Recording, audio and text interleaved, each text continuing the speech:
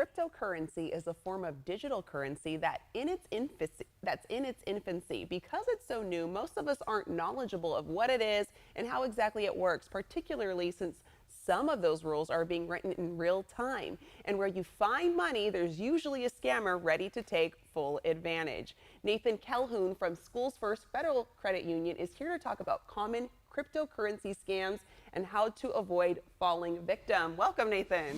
Thank you for having me. Yeah, we're happy to have you on, and it's nice to see you again. What is cryptocurrency in a nutshell? Because to me, it's fairly, I don't fully understand it. Yeah, I would describe it as kind of a complex new currency system. Okay. It's essentially a digital asset.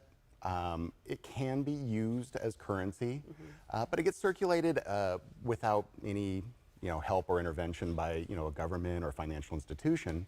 I say it can be used as a currency because some governments have actually banned it outright.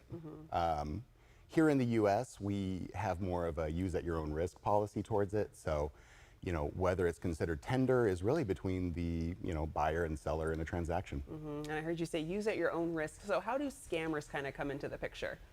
Well, cryptocurrency ends up being one of the preferred methods of scammers to collect their funds from their victims. As we had mentioned, it is new, not very well known, and it operates outside of any oversight from a government or financial institution. So these transactions that are being done using cryptocurrency, they're not monitored, they're not flagged for suspicious activity.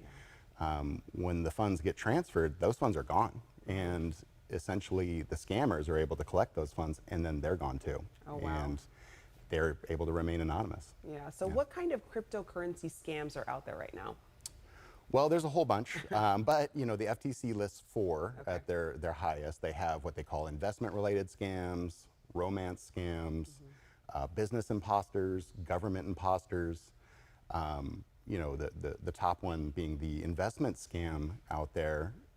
What a person would do is be on the internet, maybe on a social media site.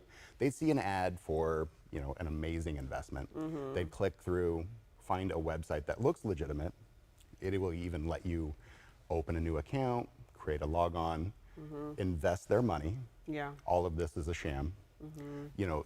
They even go as far as to maintain the account on this fake website and then report to their victims that, hey, you've made money. Now it's ready to cash out.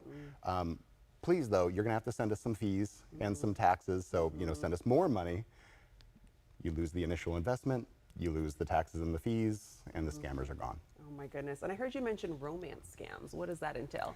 This one is, really tough to watch. It's an emotional thing where basically the scammers will pose as a love interest, trying to set up an actual relationship with a potential victim, making them believe that now they have this person that they're in a relationship with.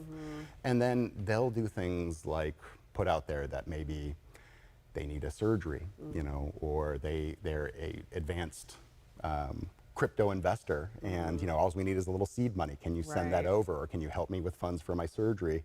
And it's all based on that emotional tie that the victim has. Which is horrible because, obviously the outcome, along with losing money, and then you play on someone's emotions romantically, it's really devastating. So how can consumers protect themselves against these kind of scams? Well, I think one thing I would just say from the onset is that a healthy amount of skepticism is a good thing in this world with scams going on out there. And, if you see an advertisement that's too good to be true, it probably is. If you see an advertisement from a potential investor saying that they're just, hey, there's these big returns, this investment is guaranteed to pay you out, that's a red flag. They're not allowed to do that.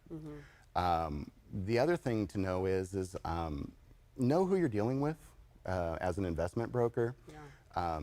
A great place to source a new investment broker or somebody as an advisor for your investments is ask a friend or a family member, somebody that they trust and can refer you to. Right.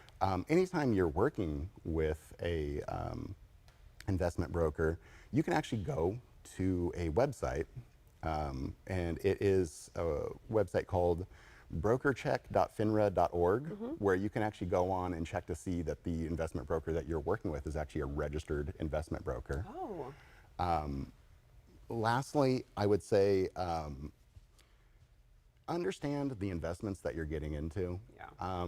You know, it's one thing to say, okay, this person's an advisor, they're here to help me, but try to gain a real understanding of what is the investment. And if you really don't feel comfortable or understand the investment you're going into, don't involve yourself in that kind of investment. That's not a good one for you.